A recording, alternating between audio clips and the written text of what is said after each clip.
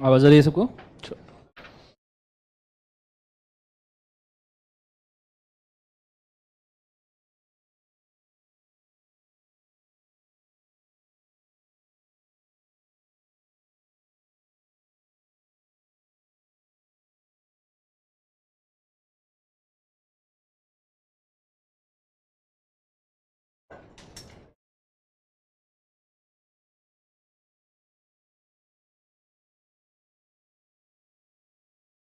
Pin code.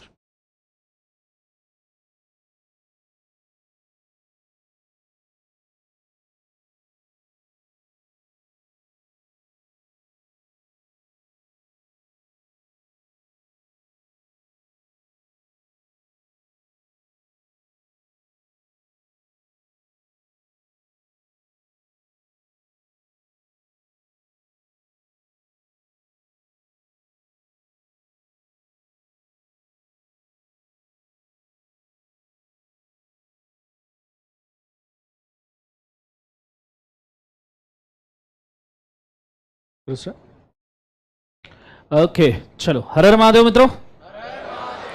चलिए start करें, बोलो हाँ है ना। Okay, first and foremost thing, yesterday हमने जो जो पढ़ा था उसको रिवाइज कर लेंगे। हालांकि पढ़ा ज़्यादा कुछ था नहीं, हमने सिर्फ ये पढ़ा था कि what do you exactly mean by law, yes और नो। सो मुझे दो सवालों का जवाब दे दीजिए। लॉ का मतलब क्या होता है और क्यों बनाया जाता है? सेफ्टी फ्रॉम द डैमेजेस, और दूसरा सिचुएशन डिमांड्स द लॉ। एक बार सब जन बोलो, क्या बोलना है? Situation demands the law. और इसके लिए हमने 4 एग्जाम्पल देखे थे। पहला कौन सा? Indian motor vehicle act 1988। दूसरा Bhopal gas leak disaster processing of claims act. तीसरा डाउरी प्रोहिबिशन, एंड सबसे आखिरी prevention of terrorism act. Year कौन सा है बोले एक बार? 2002। याद आया सबको? बोलो हाँ है ना। चलो, आज मैं उसी के साथ में नेक्स्ट वाले क्वेश्चन के ऊपर जाना चाहूंगा, और next question as such important है।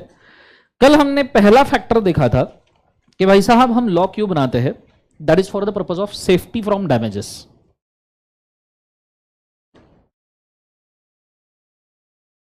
क्या हो गया इसको?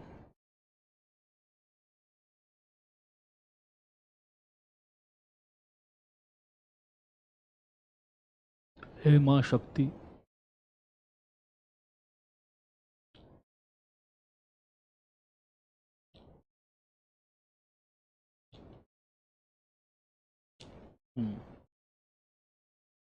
Okay, so first thing is क्या बोले एक बार जो से सेफ्टी फ्रॉम, क्या बोले एक बार जो से डैमेजेस। आज मैं आपको सवाल पूछना चाहूंगा, that is the first question, that what are the factors on which law is based. कौन से ऐसे फैक्टर है जिसके ऊपर लॉ डिपेंड करता है? जैसे कल हमने देखा था, सबसे पहला फैक्टर कौन सा है बोले एक बार जो से? Safety. Safety is always a prime factor जिसके ऊपर लॉ डिपेंड करता है। बिना सेफ्टी के कोई लॉ बनाया ही नहीं जाता, not only in the India but in the entire world. अगर सेफ्टी नहीं है तो लॉ बनने का फायदा ही नहीं है। Is it very clear? जैसे safety from what? Terrorism, safety from bomb blast etcetera. Is it very clear? दूसरा वाला, what is the second factor? That is a benefit. That is क्या बोले एक बार जो से? बेनिफिट। एक छोटा डिस्कशन करते हैं। डू यू नो इंडिया में हर साल टैक्स जो हम लेते हैं, direct tax, indirect tax, GST वगैरह, इंडिया में हर साल total near to 23 lakh crore का टैक्स जमा होता है, जिसको गवर्नमेंट के नजरिए से लैंड रेवेन्यू कहा जाता है। एक बार मुझे बोलिएगा, क्या कहा जाता है? गवर्नमेंट उसको लैंड रेवेन्यू करके ट्रीट करती है। 23 लाख करोड़ के आसपास का टैक्स गवर्नमेंट के पास जमा होता होगा, ज्यादा 23 या 32, it's just mismatch in my mind, nothing else. So इतना टैक्स जमा होता है। आपको पता है बजट का पहला पोर्शन, ये जो टैक्स जमा होता है, इसका पहला पोर्शन अलोकेट किया जाता है फॉर इंडियन डिफेंस। क्यों अलोकेट किया जाता है? फॉर द पर्पज ऑफ क्या बोले एक बार? Safety. Because first priority factor मैंने आपको क्या बोला? सेफ्टी। और अब ये इंडियन डिफेंस के लिए कितना बजट दिया जाएगा? 1 लाख करोड़, 2 लाख करोड़। पूरा का पूरा टैक्स तो इंडियन डिफेंस के लिए नहीं दे देंगे। तो इंडियन डिफेंस के लिए समझो 5-7 लाख करोड़ दे दिया। बचा हुआ पैसा आप यूज करते हो लोगों के बेनिफिट के लिए। For example, construction of highways, construction of roads and bridges, construction of dams, electricity, water supply. बोलो यस और नो? ये बनाते हैं नहीं बनाते?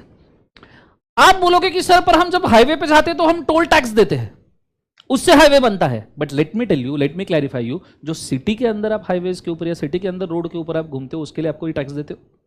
There is no toll tax, पर वो तो इसी बजट से बन रहे। आपको पता है इंडिया में आज के डेट में पर डे इंडिया रफली 100 किलोमीटर के हाईवेज पर डे बना रहा है। वो जो हमारे मंत्री है ना नितिन गडकरी जी, खतरनाक आदमी है वो, उन्होंने 5 लाख करोड़ का बजट सैंक्शन करवाया है just for the railways, sorry just for the bridges and highways. और वो आदमी बांधते जा रहा है, वो आदमी खतरनाक है, वो पागल हो गया है वो। मैं बता रहा हूं आपको, नहीं सच में आप अगर देखोगे ना तो इंडिया ने इंफ्रास्ट्रक्चर के मामले में, हाईवे इंफ्रास्ट्रक्चर के मामले में पहले जापान को सरपास किया, चाइना को भी सरपास किया। नाउ इंडिया दुनिया में नंबर 2 पे है for the purpose of highways. इतने सारे हाईवे और किसी देश में नहीं है except US. And Nitin Gadkari ji बोल रहे 2025 के एंड तक तो मैं वो भी खत्म कर दूंगा। बोले वो भी नहीं, मैं सीधा मानसरोवर पे रोड बना दूंगा। वो तो अब तुम शुक्र करो माउंट एवरेस्ट इंडिया में नहीं है, तो उधर भी बना डालते थे। वो इतने भड़के हुए जीवन के अंदर अभी महाराष्ट्र में वो समृद्धि महामार्ग बना, बोलो हाँ या ना, बाला साहेब ठाकरे समृद्धि महामार्ग। नितिन गडकरी जी को बोला एक हाईवे चाहिए, उन्होंने कुछ नहीं किया, महाराष्ट्र का मैप लिया, नागपुर से मुंबई जोड़ा, स्केल से लाइन मार दी, बोले बीच में जो आ रहा सब उड़ा दो साले को। आप देखना वो हाईवे कैसा है, वो स्ट्रेट हाईवे है, उसके ऊपर आप 120 130 की स्पीड से चलो तो ऐसा लगता है कि साइकिल चला रहे हो। They have created such amazing highways and infrastructure. और मैं आपको मेंशन करना चाहूंगा कि इतना हाईवेज और इंफ्रास्ट्रक्चर इंडिया में क्यों बन रहा है। आपको पता है टिल 2020, अभी तो हाईवेज का नंबर पिछले 4 साल में बहुत ज्यादा हुआ, till 2020 India was losing 4 to 5% of GDP just because of transportation, just because of traffic jam, number of highways available नहीं थे, इसलिए 4 से 5% हम सिर्फ जीडीपी इस बेसिस पे लूज कर जा रहे थे। अब आप सोचो कि इतने हाईवेज जितना उनको 2025 के एंड तक एक्सपेक्टेड है, उतने हाईवेज अगर उन्होंने बना दिए तो हमारे जीडीपी में ऑटोमेटिकली 4 से 5% की बढ़ोतरी होगी। ऑलरेडी हमारा जीडीपी दुनिया में 3रे नंबर पे है। Are you understanding? जोर से बोलो एक बार यस और नो। अब मेरा सवाल यह है कि हाईवेज बनाने के लिए पैसा कहां से आएगा? 5 लाख करोड़ आएंगे कहां से? ये आएगा टैक्स से। तो इनकम टैक्स भी जो बना उसका पहला पोर्शन गया इंडियन डिफेंस को, दैट इज सेफ्टी।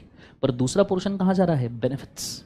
बेनिफिट कौन से फॉर्म में? एयरपोर्ट्स बनते हैं तुम्हारे लिए बनते हैं रेलवेज, तुम्हारे लिए बनते हैं बस सर्विसेज। बोलो हाँ या ना, एवरीबॉडी यस और नो। आज अगर तुमने अभी सोचा कि कल सवेरे मुझे दिल्ली में रहना है, कुछ नहीं, फ्लाइट बुक करो, शाम को बैठ जाओ, सवेरे दिल्ली। आपको सवेरे दिल्ली जाके काम करके वापस आना है शाम तक, you can also do that. सवेरे की दिल्ली की फ्लाइट पकड़ो, जाओ काम करो, वापस आ जाओ शाम तक के। इट्स गुड एज 1 डे के अंदर you can go anywhere in India as well as outside India, और खुद का काम करके आप वापस आ सकते हो 24 घंटे के अंदर अंदर। Is it? बोलो हाँ या ना। मुझे एक बात बताओ, अगर टैक्स नहीं होता और बेनिफिट लॉ के अंदर मेंशन नहीं किया जाता तो मुझे एक सवाल का जवाब दीजिएगा, क्या आपको ये ट्रांसपोर्टेशन इजीली अवेलेबल होता था? वो पुराने जमाने वाली चीजें चलती थी, बैलगाड़ी, घोड़ा गाड़ी, 4 दिन तक के दिल्ली जाने तक की जान निकल जाएगी। बोलो हाँ या ना। Is it very clear? बोलो यस और no. And that's why there is second factor that is called as, एक बार से बेनिफिट। एक बार दोनों फैक्टर का नाम लो। पहला कौन सा है? जोर से बोलो, कौन सा है? सेफ्टी। दूसरा कौन सा है? Benefit. Are you understanding very clearly? सब लोगों को अच्छे समझ में आ रहा है? बोलो हाँ या ना। अब मैं जा रहा हूं तीसरे फैक्टर पे, दैट इज, अच्छा, सेफ्टी बेनिफिट का एक कॉमन एग्जांपल है फायर फाइटर्स। फायर फाइटर्स देखो, आपको नॉर्मली जब बिल्डिंग कंस्ट्रक्शन जब करते हैं तो बिल्डिंग कंस्ट्रक्शन के लिए अंदर कंस्ट्रक्ट करते वक्त ही फायर इक्विपमेंट इंस्टॉल किए जाते हैं। वो फायर फाइटर्स या फायर इंजीनियर्स के कंसल्टेंसी से होता है। Are you understanding? यस और नो। ये होगी सेफ्टी। और कहीं अगर आग लग जावे जीवन में, दुकान में, घर में, दिल में, तो ऐसे सिचुएशन के लिए बुझाने के लिए कौन आता है? Fire fighters. Are you understanding? बोलो हाँ या ना। That is a benefit. Is it very clear? Yes और नो। तीसरा, not at the cost of others. आपको सेफ्टी मिले, आपको बेनिफिट मिले, पर आपके कॉस्ट के ऊपर मिले। आपके कॉस्ट के ऊपर आपको सेफ्टी बेनिफिट मिल रहा है तो अच्छी बात है, किसी और के कॉस्ट के ऊपर यह नहीं होना चाहिए। फॉर एग्जाम्पल, तुम बेनिफिट ले रहे हो चोरी करके, क्या उसे प्रॉपर बेनिफिट मिला जाएगा? क्या नहीं, पुलिस पीछे पड़ जाएगी। Is it very clear? Yes और नो। नाउ मेरा एक सवाल है, छोटा सा सवाल है, थोड़ा सा एक एग्जाम्पल के साथ हम सेट करते हैं, not at the cost of others को। ठीक है, let's go, let's take an example. अभी तुम सीए कर रहे हो। सीए करने के लिए हर एक का एक सपना होता है कि सीए बनने के बाद एक मैं छोटा सा बंगला खरीदूंगा। अरे बोलो हाँ या ना।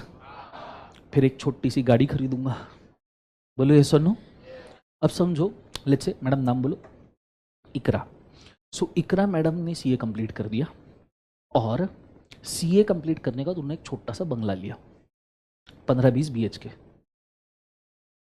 जितना भी जो, और फिर उनको गाड़ी चलानी थी। अब इकरा लड़की और गाड़ी चलाना चाहती है, तुम हंसो मत, नालायक हो। कैसे करते हैं यार? ऐसे नहीं, लड़कियां गाड़ी चला सकती है बिल्कुल, ये बात अलग है, रोड पे कोई रुक नहीं सकता।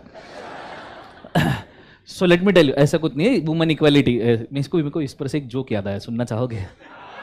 सुनो सुनना, अच्छा कोई कुछ नहीं बोला, लड़कियों को मैं पहले ही सॉरी बोल दूं, ठीक है, पर जोक करके लेना है इसको, पर बहुत अच्छा जोक है, मेरे को बहुत पसंद आता है। पूछो क्या?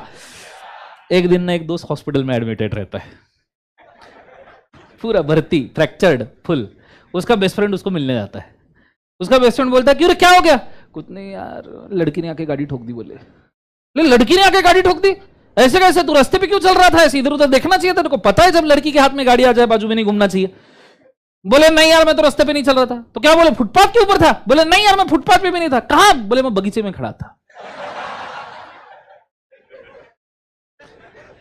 तो ऐसा नहीं है, लड़कियां भी अच्छी गाड़ियां चलाती है, ऐसा मुझे बोलना चाहिए। लेट्स गो आगे। सो बेसिकली अगर हम बात करें तो इकरा ने कार खरीदी। अब इकरा को गाड़ी चलानी है और गाड़ी सीखनी है। समझो तुम्हें 4 व्हीलर सीखनी है, तो तुम सीखने के लिए गाड़ी लेना चाहोगे पहले 4 व्हीलर। तो इकरा ने कंसिडर किया मैं 4 व्हीलर सीखूंगी नैनो पे। काय के ऊपर बोले एक बार? नैनो। नैनो पे 4 व्हीलर सीखना बहुत अच्छी बात है। पूछो क्यों? कितनी भी ठोको, 1.5 लाख का खर्चा, गाड़ी रिप्लेस हो जाएगी, और क्या होगा जीवन में। तो इकरा ने बुक की Tata Nano, chilli red colour की। कौन से कलर की? चिली रेड, 4 सिग्नल दूर से दिख जाए। शोरूम फोड़ के इकरा ने गाड़ी बाहर निकाली पहले ही दिन। बोले गाड़ी मेरी, दिन मेरा। फुल हाईवे पे फुल स्पीड में इकरा गाड़ी चलाया, गाना लगा दिया, लिम्बोर्गिनी है चल। फुल स्पीड में नानो भाग, नानो मतलब क्या, 60-70 फुल स्पीड नहीं। हाँ, सो फुल स्पीड में नानो भाग रही है। सामने इकरा ने देखा रेड सिग्नल आया। इकरा बोले ओ, कार का कलर और सिग्नल का कलर मैच हो रहा है। भाई पता है ना, सो कार और सिग्नल का कलर मैच हो रहा है। इकरा ने सिग्नल तोड़ दिया और सिग्नल तोड़ते से ही जाके इकरा ने गाड़ी ठोक दी विजय सर की रेंज रोवर को।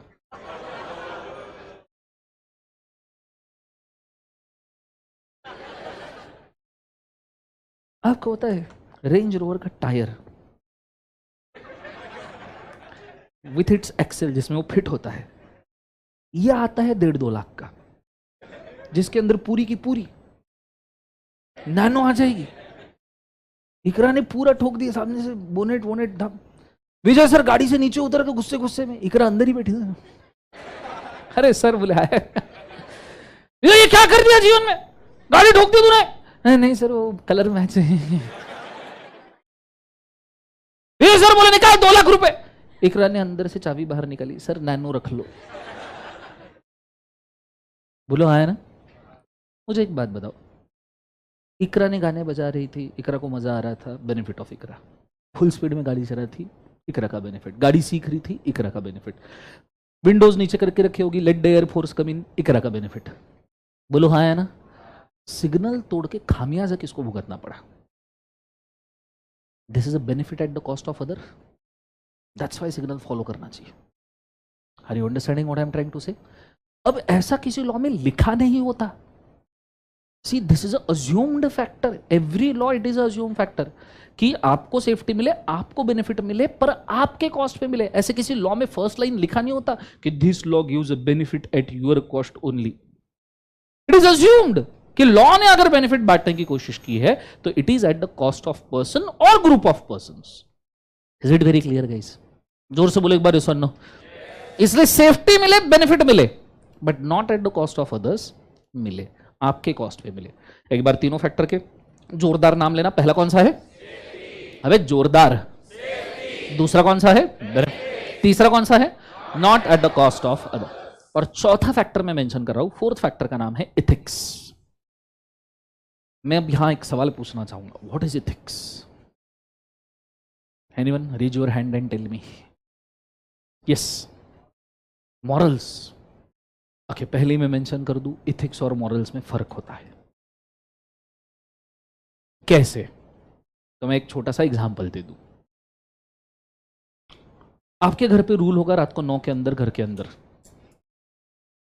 रात को 9 बजे घर के अंदर होगा, खास करके लड़कियां ऐसे कोई रूल है कि वारे वार सोड ले है नहीं, रूल क्या है कि नहीं? सो घर पे रूल होगा, लड़कों के लिए कुछ रूल है तुम्हारे लिए जिंदगी में? नहीं, तू बस घर पे एक 1 पीस वापस आ जा भाई। सो आपके घर पे रूल होगा, रात को 9 बजे घर के अंदर चाहिए, मंजे चाहिए, बराबर है? ये मॉरल हुआ। ये क्या हुआ? मॉरल। और समझो इमरजेंसी है, किसी का एक्सीडेंट हुआ और आप उसको हेल्प कर रहे, जो रात को 9 बजे ही हुआ, तो तुम उसको हॉस्पिटल लेके गए, हो गए 9:30, उसको ठीक ठाक करने में लग गए 10, तुम 10:30 बजे पहुंचे। मॉरली तुम रॉन्ग हो, बट इथिकली तुम राइट हो। ये डिफरेंस होता है मॉरल में और इथिक्स में। Moral are derived by a community, society और अ फैमिली। सब लोग घर पे बैठ के साथ में खाना खाएंगे, इज अ मॉरल। पर एक आध जन बीमार है तो उसको उसके बेड के ऊपर जल्दी खाना दे देना, is ethics. Are you understanding? So morals are a kind of rudimentary thing which are followed over a period of time, either by society or by community or by group or by family. I am trying to ask you, what is ethics? Anyone? बोलो, सोचो। Yes. Humanity? तो कुत्ते को मार सकते नहीं। What is ethics? Sir, easy to understand, difficult to define, sir. पता है सर, बाहर नहीं आ रहा। हाँ बोलो, what is ethics? ह्यूमैनिटी मतलब एक्सप्लेन। सर मैंने तो मजाक में बोला था। बोलो, what is ethics?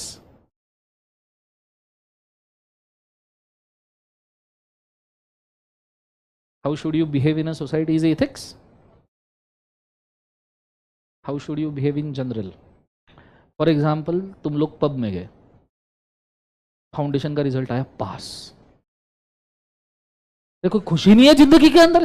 Sorry, successful आजकल नया है, हमारे वक्त चलता था वो पास और फेल जीवन में, अभी तुम्हारे लिए सक्सेसफुल, अनसक्सेसफुल, बोले और फीलिंग देंगे बच्चों को थोड़ी सी। अच्छा, फाउंडेशन का रिजल्ट आया सक्सेसफुल, और तुम अभी खुशी नहीं है तुमको जीवन में? तो लोग बोले है, यस सर, हाँ हाँ हाँ हाँ। तो ऐसे बोलना चाहिए नहीं, आने वाला है ना रिजल्ट, पास बोलो, हाँ है ना? हाँ, तो तुम्हारा रिजल्ट आया सक्सेसफुल और तुम पब में डांस करने चले गए। Behaviour, how socially we should behave? बोलो, इथिक्स? नहीं? Anyone more? What is ethics? To do what is right. चोरी करना पाप है, गलत है, राइट है क्या? पर एक ना अनाथ बच्चा है, 4 दिन से भूखा है, खाया नहीं तो मर जाएगा, इसलिए बेचारे ने वड़ा पाव चुराया। मारो पकड़े, जान ले लेना जिंदगी के अंदर उसकी, मारो पकड़ के। कैसे जल्लाद लोगे? किसको पढ़ा रहा हूं मैं भगवान? बोलो, सो क्या राइट है रॉन्ग है? अनाथ बच्चे ने अगर वड़ा पाव एक चुरा के खा लिया, खाता नहीं तो मर जाता, राइट रॉन्ग? मॉरली रॉन्ग है, इथिकली राइट है? नहीं सर, हम आंसर देंगे, कंफर्म देंगे, कोई दिक्कत नहीं। आप ये क्रॉस करना बंद कर दो सर जीवन में। पूरा ना सर कॉन्फिडेंस की धज्जियां उड़ जाती है हमारे। कोई ना, तुम बेसी, मेरे को तुमको यही बोलना है, बिंदास गलतियां करो। एक क्लासरूम बना ही तुम्हारे लिए, इतना बड़ा इंफ्रास्ट्रक्चर काय को बनाया फिर?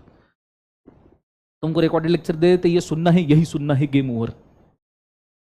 बोलो हाँ है ना? करो गलती, क्या होगा? क्या ज्यादा ज्यादा मैं डांटूंगा, मारूंगा तो नहीं। मैंने गलती से मारा, तुम मेरे को मारने आ गए। तो कुछ लड़के तो मेरे से भी बड़े दिखते हैं, एक आध फीट ऊपर।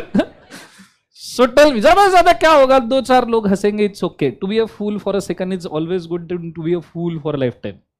सुना होगा तुमने, ठीक है? Ravinder, what is ethics? Sorry, your belief system is ethics? No, yes, no, yes.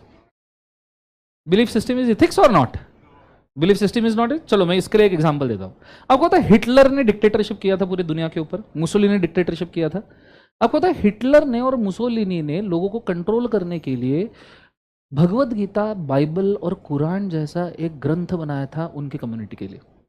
And they have written their code of conduct, and from the childhood they made every child to read that code of conduct and believe that as a dictator. And the children जो उस generation में पैदा हुए, they actually believed Hitler to be a god. So is that belief right? Is it ethical? Yes or no? आपको पता है north Korea, किम Jong लुंग, किसी के बाप की नहीं सुनता वो, समझ में आ रहा है? उसको डरा भी नहीं सकते तुम। आपको पता है नॉर्थ कोरिया में कोरोना पहुंच ही नहीं पाया। पहली बार कोरोना जिस पेशेंट को छेड़ा और किम जोंग उन को पता चला कि नॉर्थ कोरिया में एक कोरोना का पेशेंट है, उसने सरेआम उसको सबके सामने बोला, गोली मार दी, भीम, बोले ना रहेगा बस, ना बजेगी बांसुरी, no corona, go corona. He is that kind of dictator, Kim Jong लुंग। उन्होंने उनके बाल भारती के पुस्तक में बचपन में जो फर्स्ट स्टैंडर्ड में सिखाया जाता है, उसके अंदर किम जोंग लुंग ने लिखवाया है कि जब उनका डिक्टेटर पैदा हुआ था तो आसमान में 7 सूरज थे। अच्छा, बापा नहीं कभी नहीं पाए 7 सूरज? समझ में आ रहा है तुम्हें?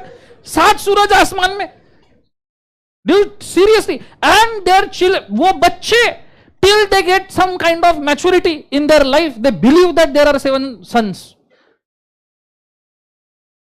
Is this belief system ethical?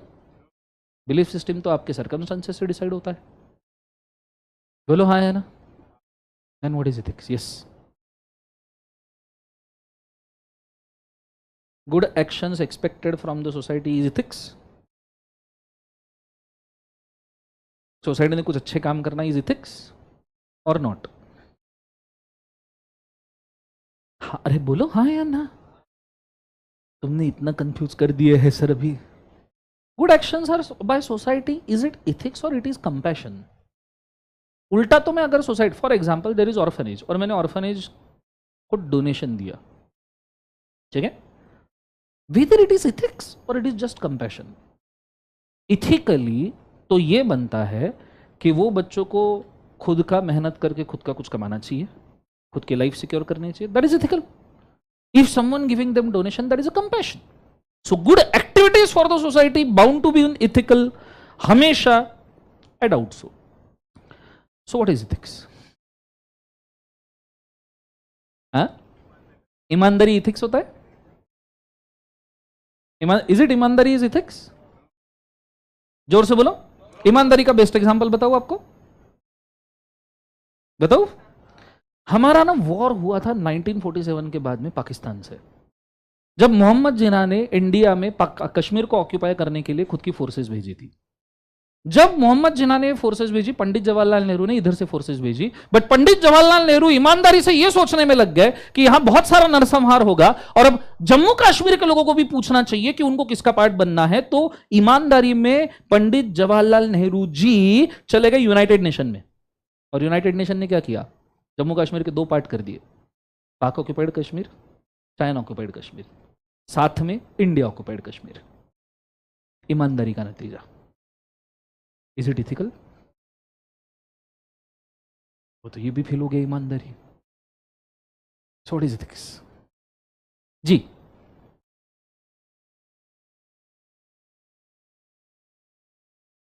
हाँ, अब थोड़ा सा कुछ आया। Having a sense of what is good and bad. चलो एक वही तुम्हारा एग्जाम्पल एक कैरी करते हैं समझाने के लिए। तुम फाउंडेशन पास हो गए, खुशी ही नहीं है जिंदगी में, ही खुशी नहीं है तुम्हारे। बोलो हाँ हो गया। कैसी जिंदगी? फाउंडेशन पास हो गए, हाँ तो हो गया। तो सर सीए बना दो तुम, आने तुमको तो फाउंडेशन पास हो गए, बोलो हाँ। और तुम बार में नहीं, सॉरी, तुम डिस्क में डांस करने चले गए। अब तुम फाउंडेशन पास हुए थे, बहुत जोश में थे, तो तुम ना ऐसे डांस फ्लोर के सेंटर में खड़े रहकर जोर से डांस कर रहे, एकदम जोर से, गणपति डांस। तुम जोर से डांस कर रहे थे, दूर एक बंदा बैठा था बॉटल लेके, वो खुद का एंजॉय कर रहा था, उसने तुम्हारा डांस देखा, उसका मूड खराब हो गया। तुम्हारा डांस ही शायद ऐसा होगा। फिर उसने तुमको गुस्से से देखना शुरू किया, तुमने उसको देखा, तुमने सोचा people will keep looking, I am CA foundation past, इसलिए तुमने और जोर से डांस किया उसको दिखाते दिखाते। उसका दिमाग खराब हो गया, वो उठा, तुम बोले हैं, उसने बोतल फोड़ी, तुम बोले हैं, और उसने तुम्हारे तरफ भागना शुरू कर दिया, आंखों में अंगारे लिए। मुझे बताओ, तुम्हें पर्पस उसका पता हो ना पता हो, तुम अपोजिट डायरेक्शन में भागोगे नहीं भागोगे? क्या फाउंडेशन पास, कौन दूसरा रास्ता, तो तुम अपोजिट डायरेक्शन में भागे, वो पीछे, तुम आगे वो पीछे, टू मच फन। तुम 2-4 किलोमीटर वही चक्कर मार ले, फिर तुमने सोचा मैं क्यों भाग रहा हूं, फिर तुम रुके, तुमने 2 बोतल उठाई, दोनों फोड़ी, तुम उसके तरफ पलटे और बोले आ। सिचुएशन समझ रहे हो? अब पहले केस में वो बंदे को बिल्कुल मजा नहीं आ रहा था और तुम बहुत मजा ले रहे थे, तो उसको भी मजा लेना था, इसलिए उसने तुमको बोतल दे मारी, सिर पे फोड़ी, पेट में डाली। मेरे सवाल का जवाब दो, इथिकल है या अनइथिकल है? इथिकल है या अनइथिकल है? अनइथिकल है, पर तुमको तो बोतल मारी है, तुम कैसे बोलोगे? वहां आजू बाजू में पड़े सभी लोगों को पूछो कि इसने मजे मजे में मुझे बोतल मारी, सब लोग क्या बोलेंगे, इथिकल या अनइथिकल? सब लोग ही अनइथिकल बोलेंगे, क्योंकि उनको दिख रहा है भाई तुम अच्छा एंजॉय कर रहे थे, उसको गुस्सा है, उसने मार दिया, तुम्हारी गलती भी नहीं, अच्छा आदमी को जानते भी नहीं, मान ना मान तूच माझा मेहमान, तो उसने बोतल मारी, सब लोग क्या, आजू बाजू के जितने भी लोग खड़े हो क्या बोलेंगे कि भैया दिस इज अनइथिकल। वही दूसरे केस में उसने एक बोतल मारने के पहले तुमने उसको 2 मार दी, सेल्फ डिफेंस, 2 बोतल मारी तुमने, उससे डबल, सेम सिचुएशन, सेम जगह, सेम लोगों के बीच में, टाइप ऑफ मर्डर भी सेम, वेपन भी सेम, सिर्फ मल्टीप्लाइड बाय 2। मुझे बताओ, सेल्फ डिफेंस में तुमने उसको बोतल मारी, ethical unethical? Ethical unethical? Ethical unethical? तुम करो रासलीला, वो करे कैरेक्टर ढीला, बोलो क्या डिफरेंस है दोनों केस में? सब सेम है, सब सेम। चलो 2 बोतल छोड़ो, एक ही लगा दो, उसकी 1 बोतल, तुम्हारी 1 बोतल, तुमने मारा इथिकल हो गया, उसने मारा अनइथिकल हो गया। ऐसा क्या चेंज हो गया वो 1 सेकंड में? या ऐसा क्या चेंज हो गया कि सेम समय पे, सेम जगह पे, सेम एक्ट हो रही है, एक की इथिकल हो रही है, एक की अनइथिकल हो रही है? बोतल, अच्छा मोटिव, मैं बोला बोतल से कैसे फर्क पड़ सकता है? मोटिव, मोटिव से फर्क पड़ता है, मोटिव से फर्क पड़ता है। Okay, now I will define you what is ethics. Ethics को ना एक भगवत गीता में एक प्रोवर्ब में डिफाइन किया है, ठीक है? अब मैंने वो पढ़ा है इसलिए मेरे को पता है, तो मैं बोलता हूं। द प्रोवर्ब इज धर्मः मतिभ्यः उद्घृतः। धर्म मतलब इथिक्स, मति मतलब दिमाग, उद्घृतः मतलब जन्म लेता है। धर्मः मतिभ्यः उद्घृतः मतलब धर्म दिमाग से जन्म लेता है।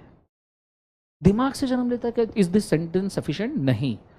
इट मीन्स दैट तुम्हारा दिमाग जब सिचुएशनल एनालिसिस करके ये फाइंड आउट कर सकता है, तुम्हारा दिमाग, तुम्हारा कॉन्शियस, तुम्हारा इंटेलिजेंस सिचुएशनल एनालिसिस करके ये फाइंड आउट कर सकता है कि क्या किया तो सही रहेगा और क्या किया तो गलत रहेगा। द सेंस ऑफ राइट और रॉन्ग, इसलिए मैंने उधर ही पकड़ लिया उसने जब मुझे बोला द सेंस ऑफ राइट और wrong at the time of the situation is happening. उस वक्त आप अगर ये डिसाइड कर सकते हो सही क्या है गलत क्या है, तो जो सही है वो इथिकल है और जो गलत है वो अनइथिकल है। And circumstances changes, circumstances changes. इसका बेस्ट एग्जांपल कोविड ले लीजिए। Every single thing that we are doing in your life was a crime except for staying at home and eating the food. थाली बजाना, is it? बोलो हाँ है ना? Every other single thing was a crime. Riding a bike was a crime, going outside the home was a crime, doing anything was a crime, even going for the necessities was also crime. बोलो हाँ है ना? Why? Because situation को देख के आपको समझ में आ गया, आपके दिमाग ने, आपके इंटेलिजेंस ने, सभी लोगों के दिमाग ने, सभी लोगों के इंटेलिजेंस ने पहचान लिया कि in this situation what is right is to stay in the home. Are you understanding what I am saying? जोर से बोलो एक बार, yes or no? Then sir, what is right and wrong? What is right and wrong? It just stick to again one single point, जहां से हमने law की शुरुआत की थी, damage to a person and no damage to a person. पहले case में उसने आपको जब बॉटल मारी तो उसे पता था इंटेंशनल डैमेज है, दूसरे केस में आप जब बॉटल मार रहे हो that was not a intentional damage, that is aversion of A damage for personal safety. Is it very clear guys? जोर से बोले एक बार ये सुनो। And that's why this becomes a very important factor of the law, ethics. और ऐसा नहीं है ये फैक्टर भी लिखा जाता है, ये फैक्टर भी अज्यूम्ड ही है बच्चों। लॉ बना रहे हैं, कोई एक्ट बना रहे हैं, इसका मतलब ही यह है कि वो इथिकल है, अदरवाइज बनाएंगे क्यों भाई? Why they will make it? बनाने की जरूरत ही नहीं अगर लॉ इथिकल नहीं है तो। और किसी लॉ में ऐसे लिखा नहीं जाता section number 1 this law is very ethical. You have to assume that if it is a law it is ethics. Are you understanding what I am saying? Is it very clear guys? जोर से बोले एक बार सुनो।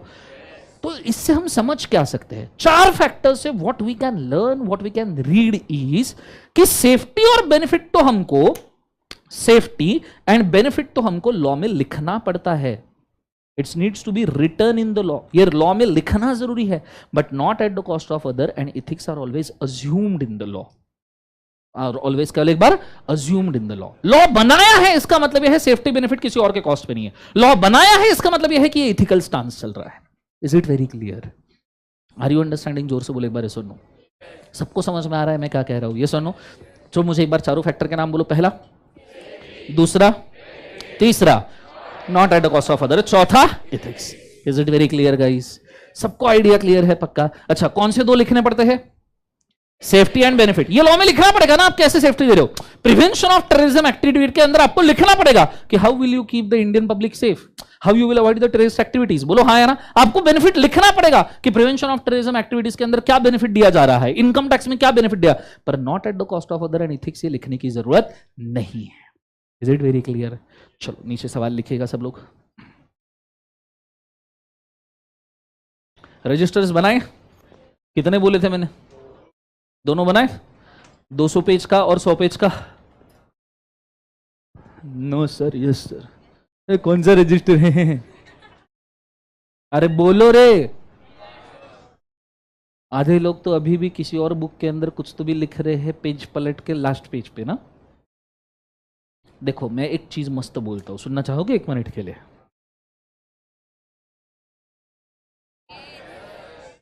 Blue tick no reply. ये तुम याद रखो, मेरे साथ मत करो, ये मैं पहले ही बोल रहा हूं। मैं ना हूं तुम्हारा बाबू सोना Pikachu. Don't do this with me. It's not you will find someone better, this is the only best. Is it very clear? मेरे को रिप्लाई चाहिए। सुनिएगा शांति से। The way you maintain your book, the way you maintain your book will decide the quality of a CA you will be or you will not be. अभी तक तुमने 12 साल में 12 साल जो सीखे उसमें क्या किया मेरे को कोई लेन देन नहीं। If you want to be a good professional, CA is a professional. If you want to be a good professional, behave professional. Right, starting from now. ऐसा नहीं है CA बनने की शुरुआत तुम्हारी एग्जाम पढ़ाई करते वक्त या एग्जाम देते वक्त ही होगी। Again I am telling you, it's not about a magic in a one day. It's about small miracle every day, every second, every hour. जब मैं आपको बोल रहा हूँ बुक बनाओ, there is a reason. मेरे को कोई ज़रूरत नहीं, ये सब चीज़ें आपके नोट्स में भी लिखी है, but why I am telling you, और मैं आपको सब लिखवाऊंगा। मैं आपको एंड में आपका रजिस्टर ही ऐसा बना के दूंगा कि आपको कोई बुक पढ़ने की जरूरत ही ना पड़े, ना इंस्टीट्यूट का मॉड्यूल, ना मेरा बुक, मेरा खुद का भी बुक नहीं पढ़ना है। आपको सिर्फ एक ही चीज़ पढ़नी है, आपका register. And the one who will do that neatly, cleanly, properly, he deserves to be a good professional ना। बात समझिए, इंस्टीट्यूट को सीए बनाने हैं, इंस्टीट्यूट को किसी को भी सीए नहीं बनाना है। तो तुम किसी को भी में से आते हो या उस डिसिप्लिन ऑर्डर में से आते हो जो सीए बनने लायक है, तो वैसा काम करो। Is it very clear? और शुरुआत अभी से होती है। The way you maintain the book, the way you draw the line, the way you segregate the things, because these things will save your time. नहीं तो पता चला 2 महीने के बाद में जब लॉ का बहुत सब्सटेंशियल पोर्शन हो गया, अभी ये कहाँ लिखा था, वो कहाँ लिखा था, इसमें समय गया, और जितने समय में तुम फाइंड आउट करते हो उतने समय में तो किसी और चीज के ऊपर शिफ्ट हो जाओगे। Is it? ठीक है? I am giving you something valuable, something substantial, please maintain it. ठीक है? Anyways you have free person, नहीं भी किया तो कोई, मुझे तो कोई दिक्कत नहीं, मेरा सीए हो गया, ओके, मेरे 14 साल हो गए पढ़ा के। ठीक है? तो मेरे को कोई दिक्कत नहीं है इन सिचुएशंस में। जो भी लॉस है ऐसा समझ के कीजिएगा कि अपना लॉस है, तुम्हारा खुद का पर्सनल लॉस है। Is it very clear guys? डांट नहीं रहा हूँ, दोस्त बोल के समझा रहा हूँ। मतलब मेरा भी अगर कोई दोस्त होता या मैं खुद होता, दर्शन खरे वॉज इन सीए फाउंडेशन और टीचर कुछ अच्छा लिखवा रहा होता, I would have maintained it so properly. Is it very clear? जितने लोगों ने बनाया बहुत अच्छी बात, कीप ऑन गोइंग। जितने ने नहीं बनाया still there is a chance, it's okay. कभी कभी एक आधी बार में नहीं समझ में आता, ठीक है, उसने दिए हुए सिग्नल्स बहुत जल्दी पकड़ में नहीं आए, इट्स ओके। दूसरी बार खुद होके बोल रही है, सुन लो ठीक है। लिखो, what are the factors on which law is based? What are the factors on which law is based? Question mark.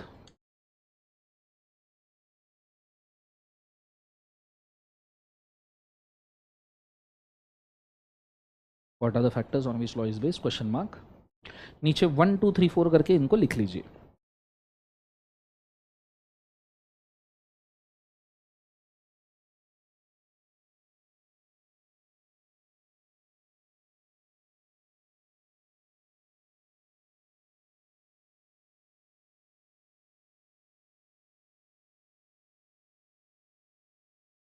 One two three four करके चारों फैक्टर्स को लिख लीजिएगा, एक के नीचे एक। हाँ,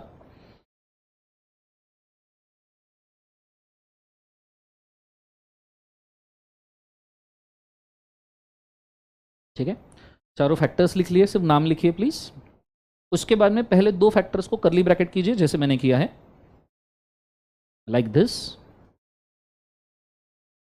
कर लिया सबने? उसके सामने लिखेगा these factors are need to be written in the law.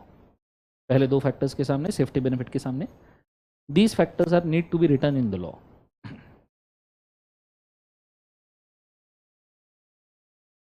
These factors are need to be written in the law, not at the cost of other and ethics के सामने करली ब्रैकेट करके, not at the cost of other and ethics करली bracket करके। These factors are assumed in the law. These factors are assumed in the law.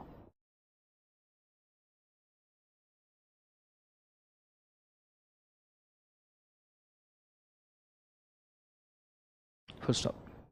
लिख लिया इस सबने? जोर से बोलो यस और नो। अब जो दो फैक्टर लिखने हैं, देखो जो अज्यूम्ड है वो तो अज्यूम्ड है, वो तो लिखने हैं नहीं, पर दो जो लिखने हैं उसमें गलतियां हो सकती है। बोलो हाँ है ना? ये तुम्हारा डिस्को डांस फ्लोर डांस वांस हो गया। अब आते हैं सेफ्टी और बेनिफिट। मुझे बताओ ये दो फैक्टर लिखने हैं, बोलो हाँ है ना? एवरीबडी यस और नो? लिखते वक्त गलतियां होती है, कई बार इंसान ही लिख रहा है। एवरीबडी यस और नो? यहां मैं चार लॉ के फॉर्मेट्स दे रहा हूं, चार डिफरेंट ड्राफ्ट्स दे रहा हूं कि लॉ चार डिफरेंट पार्ट्स में लिखा जा रहा है, या चार डिफरेंट लॉज लिखे जा रहे हैं, या एक ही लॉ के चार कॉपीज बनाए जा रहे हैं, वॉट एवर यू थिंक। पहला ड्राफ्ट जो है लॉ 1, उसके अंदर जब लॉ लिखा गया तो किसी के सेफ्टी के बारे में कुछ भी लिखा ही नहीं गया, और ना ही किसी के बेनिफिट के बारे में लिखा गया। Can we consider this draft as a law? Of course not. दूसरे ड्राफ्ट में सेफ्टी के लिए कुछ नहीं लिखा गया, पर बेनिफिट भर भर के लिखा गया। सेफ्टी बारे में किसी की कोई सेफ्टी के बारे में नहीं लिखा, पर बेनिफिट बहुत अच्छा लिखा। हाईवे बनाएंगे, रोड बनाएंगे, ब्रिजेस बनाएंगे, ये वो सब बनाएंगे दुनिया में। क्या ये लॉ बन सकता है? जोर से बोलो एक बार। ऑब्वियसली बात है, this is also not a law, because safety is always a primary element of every law. Is it very clear guys? जोर से बोलो एक बार सुनो। कोई लॉ है जिसमें सिर्फ सेफ्टी लिखा गया, बेनिफिट बिल्कुल नहीं लिखा है, whether it can be a law, whether it can be a law, बस यही, ये लॉ बन सकता है, this can be a law. Sir बोलो, सर बोलो। सर चलो पहले दो तो लॉ नहीं थे इसलिए उसके कोई एग्जाम्पल नहीं होंगे, माना सर। चलो ये दो लॉ नहीं है, इसका कोई एग्जाम्पल नहीं है, क्योंकि ये लॉ ही नहीं बन सकते तो एग्जाम्पल कहां से होंगे। पर सर आपने तीसरा वाला लॉ बोला कि सर ये लॉ हो सकता है। मतलब हाँ हाँ हो सकता है, तो एग्जाम्पल बताओ, फिर बना भी होगा ना सर। Any example? मैं ऑलरेडी बोल दिया है, prevention of terrorism activity, this only provides you safety, this does not provide you any benefit. ऐसा नहीं लिखा है लॉ में। उसमें यह लिखा है कि टेररिज्म क्या तो फांसी की सजा, यह नहीं लिखा है कि इंडिया में आप पैदा हुए तो एक रिवॉल्वर फ्री मिलती है, या एक लड़की होगी तो 5 ग्रेनेड मिलेंगे, किसी ने छेड़ दो हम। Is it? Of course not. बोलो हाँ या ना? तो ऐसे सिचुएशन में तीसरा वाला लॉ बन सकता है, और मैं आपको मेंशन करना चाहूंगा इसके बहुत सारे एग्जांपल्स हैं, बहुत सारे। ऐसा नहीं कि प्रिवेंशन ऑफ टेररिज्म, डाउरी भी तो उसी पार्ट का एरिया है। डाउरी में कोई बेनिफिट थोड़ी बोला जाता है कि नहीं लड़की ने बिल्कुल डाउरी नहीं देनी चाहिए, पर ऐसा बोला है कि नहीं लड़के ने कंपलसरी देनी चाहिए। Of course not, there is no benefit. Third that is fourth one, safety भी लिखा है लॉ के अंदर एंड लेट्स से बेनिफिट भी लिखा है। क्या ये लॉ बन सकता है? जोर से बोले एक बार, यस और नो? यस। अब इसका example income tax act 1961, GST 2017, बोलो हाँ या ना। अब मुझे एक और सवाल है, अगर मेरे पास ये 4 ड्राफ्ट है, मुझे प्रायोरिटी देना है किसी लॉ को पास करने के लिए, which priority I should give? Fourth law is the first one, बोलो हाँ या ना everybody. So I will always try कि मैं फोर्थ लॉ पहले पास करूं, देन सेकंड वाला, बाकी दो तो लॉ बन ही नहीं सकते। Is it very clear? Absolute clarity आ रही है? हमें क्या चाहिए? सब जन बोलो एक बार, बोलो हाँ या ना। ओके, अभी आपको जितना ये समझा है ना, ये आगे जाके और अच्छे से समझ में आएगा जब मैं अगली चीजें बताऊंगा। ठीक है, अभी आपको लग रहा है 100%, तो इसको हम 150% तक लेके जाएंगे। ठीक है, इसको लिख लीजिए, go for it fast.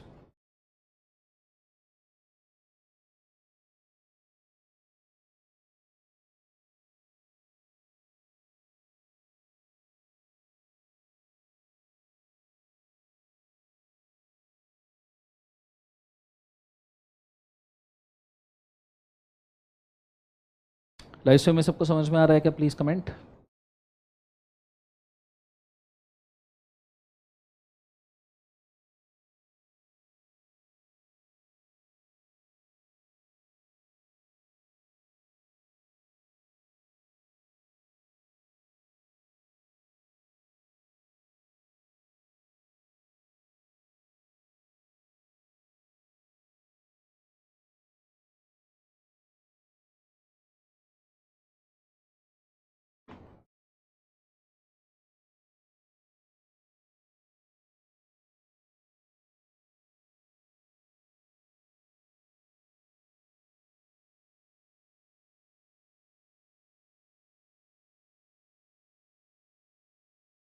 Done.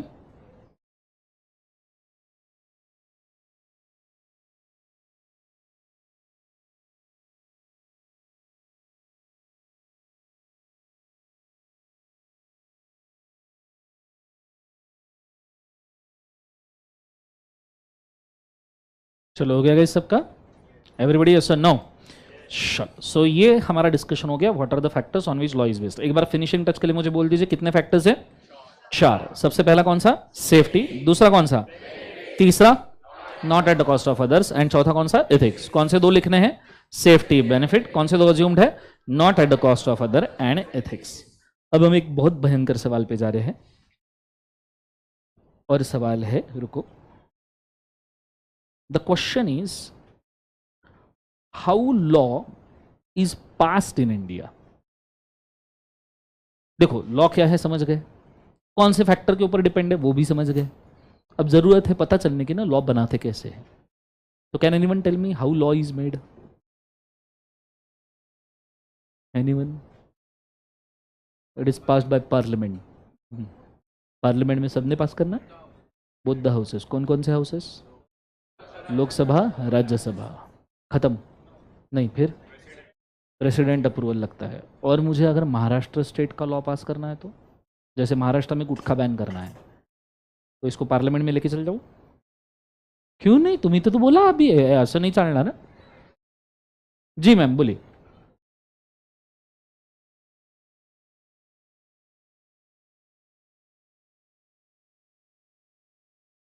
Okay, and मुझे महाराष्ट्र स्टेट के लिए लॉ पास करना है तो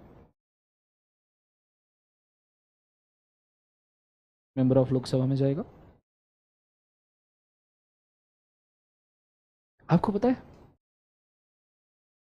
बचपन में ना एक सब्जेक्ट हुआ करता था, हिस्ट्री। हिस्ट्री के साथ एक 40 पेजेस की पतली सी बुक आती थी, सिविक्स, नागरिक शास्त्र। उसके अंदर ये सब लिखा है जो तुमने पहले ही दिन उठा के अच्छे फोटो देख के फेंक दी कि अरे इसमें तो अच्छे फोटो है, हाँ चल ठीक है हो गया। Is it? बोलो हाँ है ना। उसमें ये सब था। ठीक है, तुम्हारे हिसाब से लोकसभा राज्यसभा में पास होता है, मान लिया, सही है, बहुत बढ़िया। प्रेसिडेंट,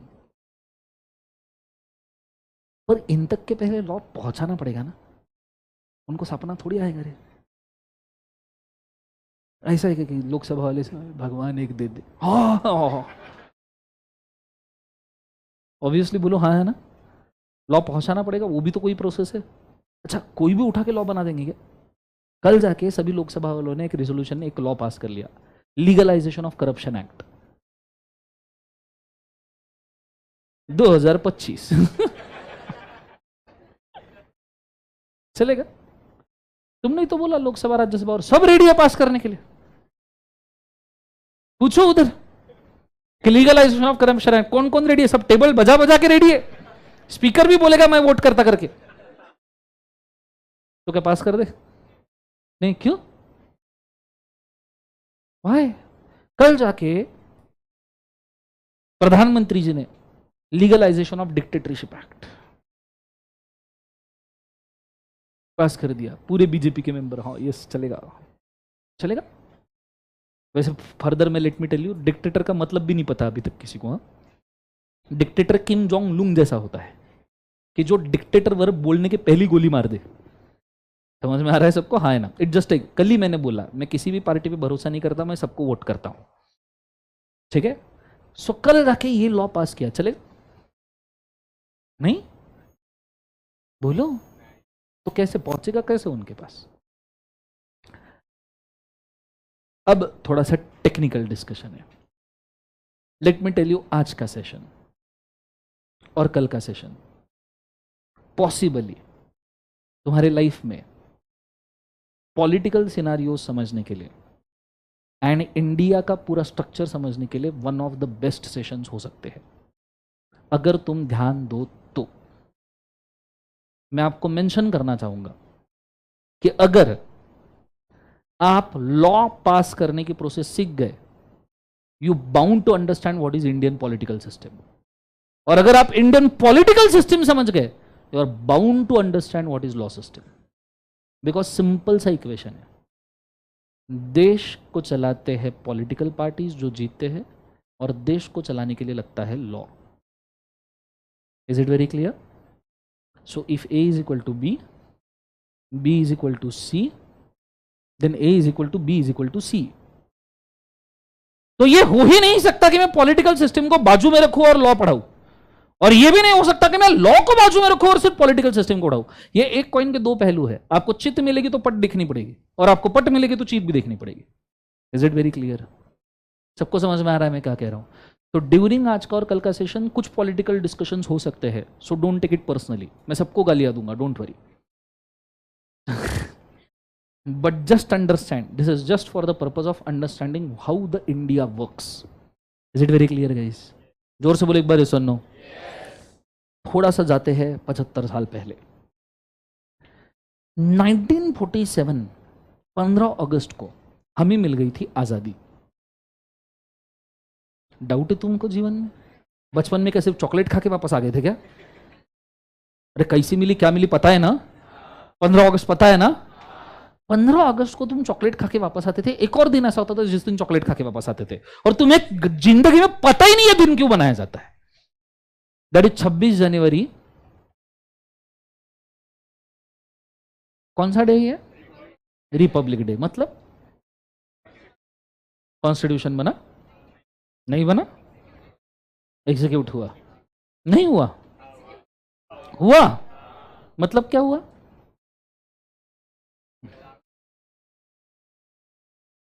क्या हुआ? कौन चालू हुआ? क्या हुआ? 26 जनवरी क्यों मनाते, क्या चालू हुआ?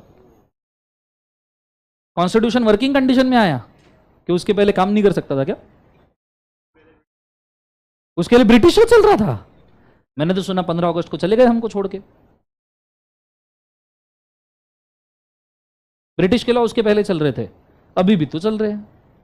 1872 contract act, 1932 sale of goods act, 1930 sale of goods act, 1932 partnership act, 1949 banking regulation, 1938 insurance act, और बताऊं जनरल क्लॉजेस 1897। अभी भी पढ़ रहे हैं हम ब्रिटिशर्स के लॉ, तो क्या नई चीज हो गई? ऐसा क्या हो गया 26 जनवरी को? कुछ नहीं सर, स्कूल को छुट्टी मिली बस। बोलो हाँ, इलेक्शन कंडक्ट हुआ 26 जनवरी को। ये हिस्ट्री तो मैंने भी नहीं पढ़ा था कभी। नहीं बेटा, इलेक्शन नहीं हुआ। एनीवन?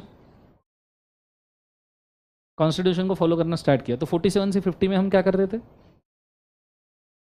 सिर्फ बना रहे थे 3 साल। और फिर उसमें कॉन्स्टिट्यूशन नहीं था तो फिर देश का तो कोई डॉक्यूमेंट ही नहीं था, तो देश था क्या? देश था या नहीं था? देश था, कॉन्स्टिट्यूशन नहीं था। बराबर है?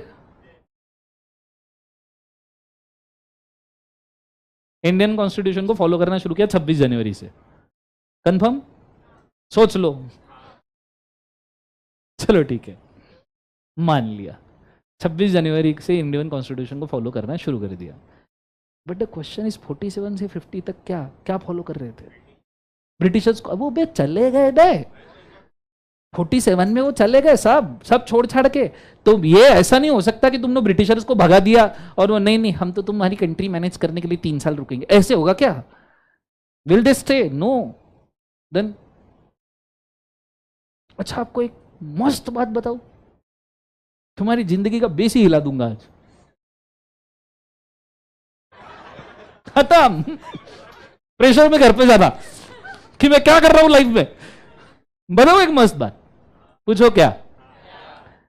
तुम कर रहे हो सीए कोर्स। सीए कोर्स का लॉ है, इंस्टीट्यूट है ICAI, institute of chartered accountants of India. इसका लॉ है institute of chartered accountants of India act, और उसका ईयर है 1949।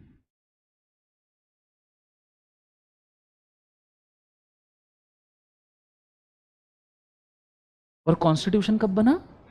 1950। तो कॉन्स्टिट्यूशन के पहले सीए एक्ट आया है, तो इसकी वैलिडिटी है। कौन सा कोर्स कर रहे हो तुम?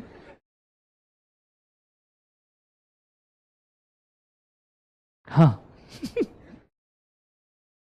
तो 26 जनवरी तक के 1947 से क्या हुआ? डिक्टेटरशिप। ऐसे तो जवाहरलाल नेहरू जी को डिक्टेटर बोल रहा है भाई मेरे। एक जन को बोला इतना तांडव चल रहा है, तू मुर्दे उखाड़ के उनको डिक्टेटर डिक्लेयर कर रहा है भाई। ओके चलो लेट्स स्टार्ट। सब समझाऊंगा आराम से, बोर्ड के ऊपर बहुत अच्छे से ध्यान दीजिएगा, ठीक है? First and foremost thing, India में ना एक चीज सोचिएगा, प्राइम मिनिस्टर को पावर दिया जाता है। Is it? इंडिया में द्रौपदी मुर्मू जी ज्यादा पावरफुल है या पंतप्रधान मोदी? द्रौपदी मुर्मू ज्यादा पावरफुल है? रॉन्ग। द्रौपदी मुर्मू इंडिया में एज ए सिर्फ फर्स्ट पर्सन होती है एंड डिफेंस का मेन पर्सन करके उनको गिना जाता है, पर सभी डिसीजन मेकिंग पावर्स ये प्राइम मिनिस्टर के होते हैं। इंडिया में prime ministerial position is the powerful position than the president itself. पर आपने देखना यूनाइटेड स्टेट्स ऑफ अमेरिका का प्रेसिडेंट पावरफुल होता है, प्राइम मिनिस्टर नहीं। Are you understanding? क्यों ऐसा? किसी भी दूसरे देश में जाओ, इधर डिक्टेटर और प्रेसिडेंट, प्राइम मिनिस्टर पावरफुल नहीं होता। India he one of the इकलौता ऐसा कंट्री है बड़े देशों में जहां prime minister is more powerful than president. Why? Prime minister को लोग चुनते हैं, तो यूनाइटेड स्टेट्स में कौन चुनते? कुत्ते, डॉग्स या एनिमल्स, वहां भी लोग ही चुनते हैं भाई। ओके चलो स्टार्ट करते हैं, फोकस करना अच्छे से। ये सभी सवाल मैं इसलिए बना के रख रहा हूं क्योंकि सही समय पे जब मैं थ्योरी बोलना शुरू करूं तो एक एक एक एक लिंक आपकी जुड़ती जाए। Is it very clear? Board के ऊपर ध्यान दीजिएगा। First and foremost thing you need to understand what is a base law of India. What is a, केवल एक बार, बेस लॉ ऑफ इंडिया। मैं आपको मेंशन करना चाहूंगा 1947 15 अगस्त को हमको आजादी तो मिल गई, but legally in the eyes of the world, हमारे आईज में हम आजाद देश थे, but legally in the eyes of the world we were not a legalised country. We were just having a provisional status as a democratic country, not a legalized country. The first legalized status as a country we got on the 26th of January 1950, जब हमने हमारा main document, base document सबके सामने रखा कि this is a constitution of India and this constitution of India will govern our country, and every single law, every single fact, every single ministry, every single minister, even a president, every damn thing which rules India, either in a sector or a country or an area or a city or whatever it may be, that is empowered by the constitution. So our base law itself is a constitution of India. The beauty of constitution of India is having roughly 450 articles. इसमें से effective अभी 444 articles है, 4-5 redundant हो गए including 370 Jammu and Kashmir वाला. And let me tell you, out of all 205 countries, legalized 195 countries, India have the biggest constitution. This biggest constitution out of all the countries you check, सभी countries के constitution जमा कर लो, India have the biggest constitution. This constitution actually dictates what kind of diversity we are actually following. क्योंकि जितनी ज्यादा diversity उतने ज्यादा आर्टिकल्स, जितने ज्यादा आर्टिकल उतना बड़ा constitution. Is it very clear guys? जोर से बोले एक बार सुनो. सो कॉन्स्टिट्यूशन ऑफ इंडिया जब बनाया गया तो कॉन्स्टिट्यूशन ऑफ इंडिया के अंदर इंडिया में लॉ बनाने के लिए आर्टिकल डाला गया, article number 245. And article number 245 constitution का कहता है कि इंडिया में अब 1950 के बाद हाँ, अगर इंडिया में कोई लॉ बनाया जाता है, अगर वो लॉ पूरे देश के लिए बनाया जाता है, जिसे हम सेंट्रल लॉ कहते हैं. कौन सा लॉ बोले एक बार उसे? Central law. It should be passed by parliament of India. It should be passed by क्या बोले एक बार? Parliament of India. And when I say parliament of India, it includes 2 houses, house of people, house of state council, Lok Sabha and Rajya Sabha. उसके nomenclatures और discussion के बाद ऊपर हम बाद में आएंगे, पहले मैंने सिर्फ डिक्टेट कर दिया. Now, when article number 245 was enacted by Dr. Baba Saheb Ambedkar, let me tell you, Dr. Baba Saheb Ambedkar has drafted 95% of constitution. बचपन से हमको ये पढ़ाया जा रहा है कि पूरा कॉन्स्टिट्यूशन डॉक्टर जी ने बनाया, नहीं. He has planned 95% of constitution.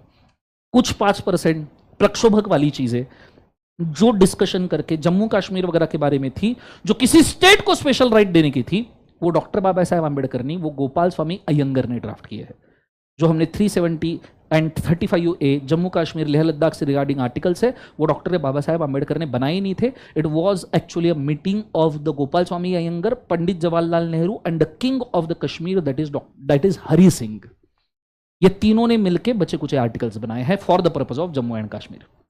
तो doctor Baba Saheb Ambedkar when constituted article number 245, he said that parliamentary will have a power to pass the central law, but if it is a specific state law, if it is a specific state law, it should be passed by state legislature.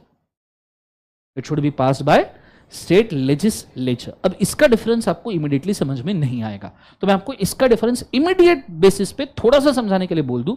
देश के लिए जैसे पंतप्रधान होता है, राज्य के लिए मुख्यमंत्री होता है. सो देश के लिए अगर आप कोई लॉ पास कर रहे हो, फॉर एग्जाम्पल आप पास कर रहे हो जीएसटी, लेट्स से, तो ये प्राइम मिनिस्टर जहां पे बैठते हैं उस असेंबली में पास होगा. पर अगर आप महाराष्ट्र के लिए गुटखा बैन करने का लॉ पास कर रहे हो, तो एकनाथ शिंदे जी जहां बैठते हैं विधानसभा में, वहां पास होगा. तो इंडिया की लीगल सिस्टम पहले से ही 2 पार्ट में डिवाइडेड है. सेंट्रल लॉज बनाओ सेंट्रल प्रोसेस से पार्लियामेंट में, स्टेट के लिए लॉ बनाना है तो स्टेट लेजिस्लेचर पे जाना पड़ेगा. प्रधानमंत्री देश के लिए जिम्मेदार है, मुख्यमंत्री राज्य के लिए जिम्मेदार है. Is it very clear? जोर से बोले एक बार सुनो. सबको समझ में आ रहा है यहां तक के? पर जब doctor, he was a very foresighted and very intelligent person in history of India. It was required. Doctor Baba Sahab Ambedkar ने उस वक्त फोरसाइटेडनेस उनका इतना जबरदस्त था कि उनको यह भी पता था कि जब मैंने बोला नहीं कि लॉ पार्लियामेंट पास करेगा, तो उनको ये पता था कि ये इनके बस की बात ही नहीं है, सब गधे घोड़े बैठे हैं वहां पे. And half of them are there for money at the time of independence itself. Half of them was there for a power. बहुत ही सिलेक्टेड लोग ऐसे थे जो खुद फ्रीडम फाइटर्स थे, वो वहां पे बैठे थे for the benefit of India. So when doctor Baba Saheb Ambedkar understood this कि ये पर्सनल पर्पस के लिए भी ये लॉ का पासिंग करवा सकते हैं, that's why he made a second article, that is article number 246 immediately. And in second article, he written down that only those laws which are given as a subject in Schedule 7 to the Constitution of India can only be passed, can only be passed. तो उन्होंने उसी वक्त बोल दिया, बोले parliament law बनाएगा, state legislature भी law बनाएगा, पर अगर ये लीगलाइजेशन ऑफ करप्शन एक्ट बना ले, डिक्टेटरशिप एक्ट बना ले, तो हमारी लग जाएगी, देश की लग जाएगी। तो उन्होंने उसी वक्त एक नेक्स्ट आर्टिकल डाला कि ऊपर के लोगों को लॉ बनाने का तो पावर है, पर ये उन्हीं चीजों के ऊपर लॉ बना सकते हैं जो शेड्यूल 7 में सब्जेक्ट्स लिखे हैं। जो कहां सब्जेक्ट लिखे हैं? Schedule 7 to constitution of India. And फिर डॉक्टर बाबा साहेब आंबेडकर ने ये शेड्यूल 7 के अंदर सब्जेक्ट्स को 3 पार्ट में डिवाइड कर दिया। कितने पार्ट्स में बोले एक बार जो से? 3 पार्ट्स। पहला पार्ट उन्होंने बनाया द सेंट्रल लॉज, जिनको प्यार से बुलाया जाता है यूनियन लॉज, जो पूरे देश को अप्लाई होते हैं। दूसरा पार्ट उन्होंने बनाया द स्टेट लॉज, जो स्पेसिफिक स्टेट खुद के हिसाब से डिसाइड कर सकती है एज पर इस बायोलॉजिकल डाइवर्सिटी। जो बर्फबारी जम्मू कश्मीर में होती है वो महाराष्ट्र में नहीं होती। जो टैक्स महाराष्ट्र में लगता है वो उधर आसाम, मेघालय, मणिपुर, मिजोरम में नहीं लगता। If you don't know, Maharashtra is the highest tax paying state of India, highest revenue state of India. Second is the Punjab. Maharashtra में जो पेट्रोल के प्राइसेस है आपको पूरे इंडिया में किधर नहीं मिलेंगे, because Maharashtra have a capacity to finance entire India, kind of. And that's why the state laws are different. और स्टेट लॉज के लिए उन्होंने अलग से एक लिस्ट दी, that is called state list. And फिर दोनों जगह को अगर आपको कंबाइन कोई लॉ लगाना है, कंबाइन भी सब्जेक्टिव भी, then he created a concurrent list. ऐसे लॉज जो देश को और स्टेट को लगेंगे, पर देश को एक जैसा लगेगा, स्टेट अगर चाहे तो चेंजेस कर सकती है, concurrent law. And he made 3 list. In 3 list में उन्होंने सब्जेक्ट्स लिखना शुरू किया। आप सोचिए क्या सोच के लिखा होगा, कितना फोरसाइटेडनेस कि वो लिखी हुई लिस्ट आज तक चल रही है। 75 years back that person thought कि इंडिया कैसे चलना चाहिए। It's not a joke. तुम्हें अगले 5 दिन का नहीं पता तुम जिंदगी में क्या करने वाले हो। Are you? तुम्हारी 5 दिन की प्लानिंग ठीक नहीं जाती। वो बंदे ने रफली 150 करोड़ के लोगों का एस्टिमेट दिमाग में रखते हुए अगले 100 साल का प्लानिंग इंडिया को दिया है। That's not a joke. खुद के लिए इंसान प्लान नहीं कर सकता। आप मजाक कर रहे हो जीवन में 75 years के लिए कुछ चीज वैलिडेट करके रखना। उन्होंने सेंट्रल यूनियन लॉ में 97 एंट्रीज लिखे, 97 सब्जेक्ट्स, ओनली 97 सब्जेक्ट जिसके ऊपर लॉ पास किया जाता है। और उसमें एक भी ऐसा गलत सब्जेक्ट नहीं है जो पार्लियामेंट खुद के बेनिफिट के लिए यूज कर सकती है। कोई भी पॉलिटिकल पर्सन खुद के बेनिफिट का कोई भी लॉ पास नहीं कर सकता, because he has to bound to these 97 subjects. Then उन्होंने स्टेट लॉ में 66 सब्जेक्ट्स लिखे एंड कॉन्करेंट लॉ में 47 सब्जेक्ट्स लिखे। और आज के डेट में इंडिया में अगर लॉ पास होगा तो इन्हीं सब्जेक्ट में से। हाँ, टाइम टू टाइम इन लिस्ट में अमेंडमेंट्स आए, कुछ नए सब्जेक्ट्स ऐड किए, कुछ एग्जिस्टिंग डिलीट भी किए, पर इसके लिए आपको कॉन्स्टिट्यूशन अमेंडमेंट करना पड़ता है। And let me tell you, constitution amend करना लॉ पास करने से भी बुरी चीज है। इतने आसानी से कॉन्स्टिट्यूशन कभी अमेंड नहीं होता। 370 निकालते निकालते बीजेपी की वाट लग गई। Are you understanding? लोकसभा में तो पास कर लिया, राज्यसभा में वाट लग गया। आप वो 370 मूवी देखो, आपको आइडिया आएगा। हुई अच्छी ही बात कि भैया देश का पार्ट बनना चाहिए, उसको कोई स्पेशल स्टेटस नहीं होना चाहिए, बात सही है। And let me tell you, doctor Baba Saheb Ambedkar ने जम्मू एंड कश्मीर को स्पेशल स्टेटस देने से मना किया था। ही ओनली सेड दैट ये आर्टिकल मैं ड्राफ्ट नहीं करूंगा, that's why you have to involve Gopal Swami Ayyangar. उन्होंने फिर वो आर्टिकल को ड्राफ्ट किया। Is it very clear? Yes और नो? इतना फोरसाइटेडनेस वो बंदे का था। ये है आपके 3 laws. So first thing you should know, how to pass a law के पहले कितने लॉज है और कहां से जनरेटेड है। अब ये तो ठीक है, पर हाथ के कंकड़ को आरसीक्यू फॉर दैट मैटर अगर आपको देख लेट प्रैक्टिकली समझ लेते हैं। सी दिस,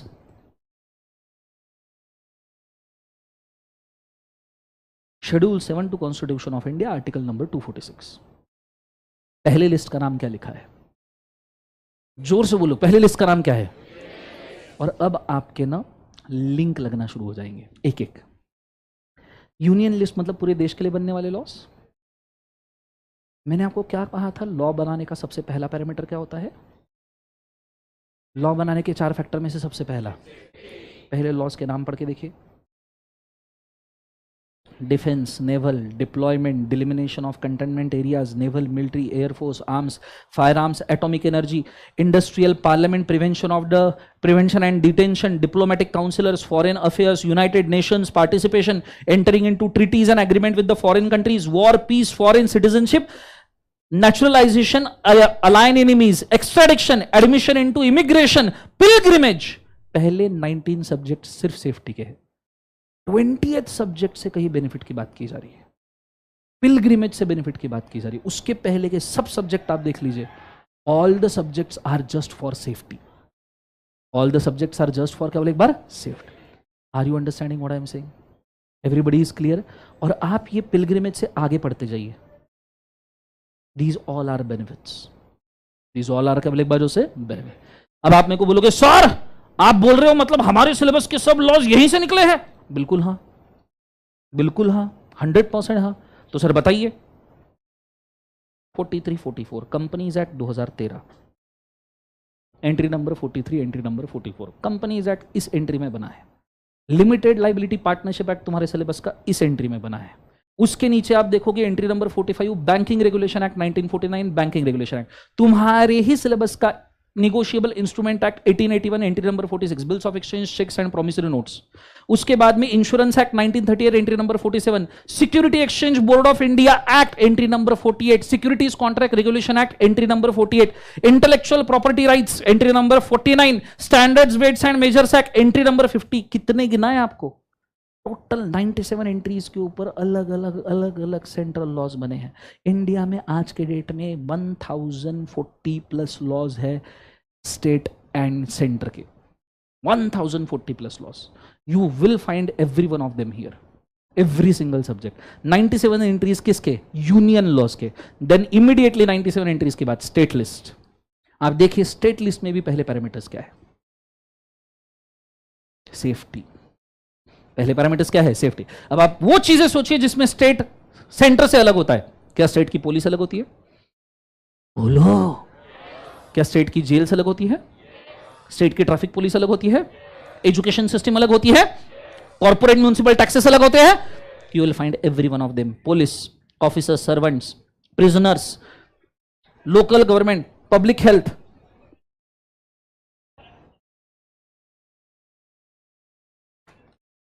ये खुलता है.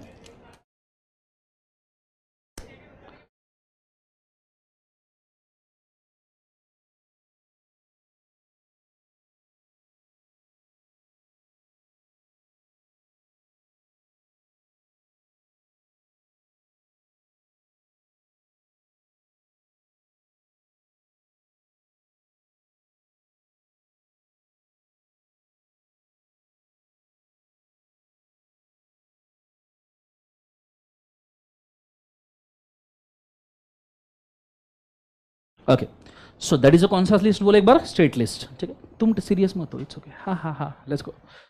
So next is pilgrimage. अच्छा, मैंने आपको बोला था गुटखा वगैरह सब बैन है. महाराष्ट्र में बोलो हाँ है ना. गुजरात में लिकर बैन है. बिहार में भी लिकर बैन है. यकीन नहीं होता पर है. बोलो हाँ है ना. एंट्री नंबर पढ़ो 8 स्टेट के लिए. Intoxicating liquor, that is to say production, manufacturing, possession, transportation, purchase of, sale of intoxicating liquors. Are you understanding? तो ये सब लॉज है जो स्टेट पास कर सकती है. Even agricultural laws, fisheries laws, gas works etcetera etcetera. Total entries कितने बोले थे मैंने? 66. स्टेट लिस्ट के कितने? 66. Then there is concurrent. Sir आप जब से कॉन्करेंट चिल्ला रहे हो, एक आधा एग्जांपल तो दो कॉन्करेंट लॉ का. नहीं दे रहा हूं, रीजन है. कॉन्करेंट लॉ पहले तो आपके कोई सिलेबस में नहीं है. एग्जाम्पल में दे दूंगा, वो एक्चुअली कॉन्करेंट जैसा दिखता है पर कॉन्करेंट लॉ है नहीं, पर वो आपके सिलेबस में जरूर है. तो मैं आपको एग्जाम्पल दे रहा हूं but this is not a concurrent law. एक बार ये सेंटेंस रिपीट करो. मैं एग्जाम्पल दे रहा हूं but this is not a concurrent law. It looks like a concurrent law. GST 2017. Hotel में खाना खाने जाते हो, एक तो बिल भरना पड़ता है, नहीं तो बर्तन घसना पड़ता है. अरे बोलो हाँ या ना. बिल जब आता है उसके ऊपर लिखा रहता है CGST 2.5%, SGST 2.5%. क्यों अलग अलग लिखा जाता है? अगर टैक्सेस गवर्नमेंट को ही जा रहे हैं सेंटर को, तो CGST लिख दो, सेंट्रल गवर्नमेंट टैक्स 5%. पर अलग अलग क्यों है? क्योंकि एक्चुअल 2.5% CGST जाता है सेंट्रल गवर्नमेंट को एंड 2.5% जाता है कि राज्य सरकार महाराष्ट्र गवर्नमेंट को. क्लियर है? अब आपको मेंशन करूं, महाराष्ट्र गवर्नमेंट चाहे तो 2.5% का GST बढ़ा के होटल के ऊपर 5%, 10% कर सकती है. एंड सेंट्रल गवर्नमेंट चाहे तो सिर्फ पूरे देश के लिए, स्टेट के लिए नहीं, पूरे देश के लिए सेंट्रल गवर्नमेंट खुद का GST चेंज कर सकती है. Are you understanding? जोर से बोलो हाँ या ना. Everybody is clear? बोलो यस और नो. ये GST पर कभी कोई चेंज क्यों नहीं करता, ये सोचिएगा. क्योंकि अगर नीचे स्टेट ने सेंटर से ज्यादा GST रख दिया तो नेक्स्ट टाइम स्टेट गवर्नमेंट चुन के नहीं आएगी. एंड सेंटर ने स्टेट से ज्यादा GST रख दिया, सेंटर ही चुन के नहीं आएगी। समझ में आ रहा है?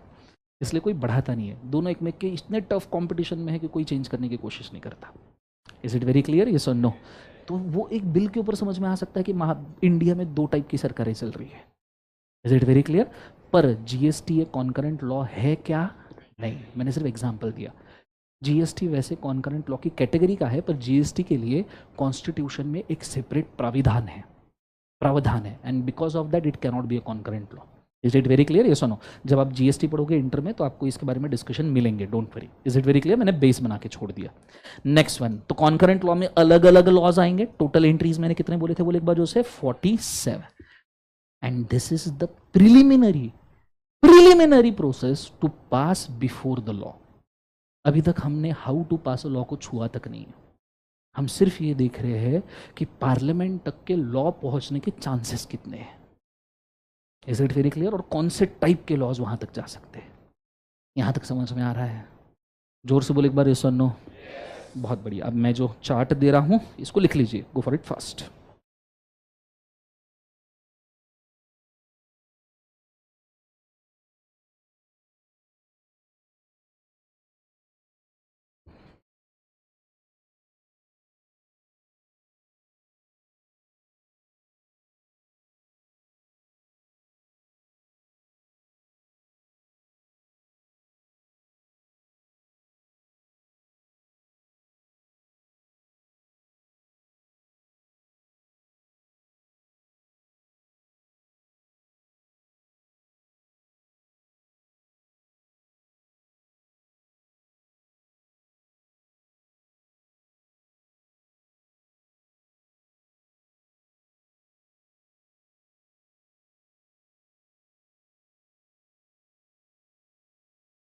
सही आंसर है लाइव स्ट्रीम में बेटा। राखी, शिवानी, रणवीर, गणेश।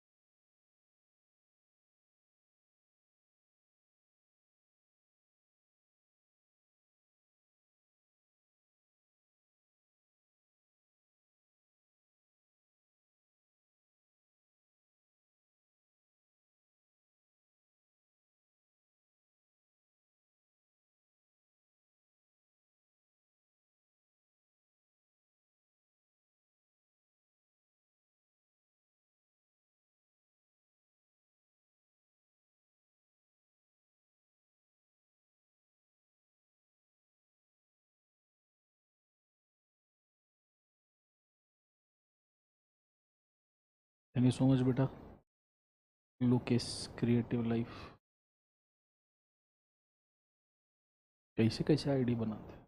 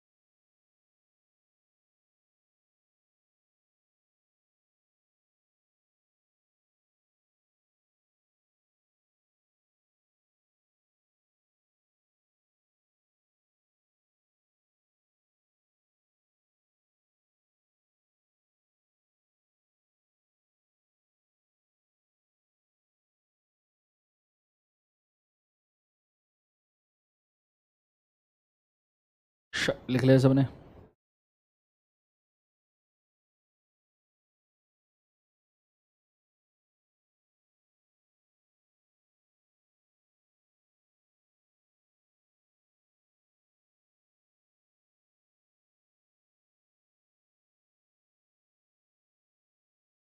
चलो हो गया सबका, एवरीबडी यस और नो? चलो फाइन। अब प्रोसेस आज हम यहीं पे स्टॉप कर रहे हैं, ठीक है? अच्छा, डेली आपको 1.5 आवर बोला है, बट तुम्हारे चेहरे देखते हुए एक डिसीजन पे आया है कि डेली आपका 1 आवर 15 मिनट्स तक का लेक्चर होगा, जब तक तुम थोड़े से एक्लेमेटाइज नहीं हो जाते। जिस वक्त तुम थोड़े से ऐसे लगो कि सहने लायक बन चुके हो, उस दिन तुमको सहना पड़ेगा। Is it very clear? चलो आज के लिए हम इतना काफ़ी करते हैं। Solve for today, have a nice day. Thank you बोलो, जोर से बोलो, जोर से बोलो, जय माता दी बोलना है, जोर से बोलो।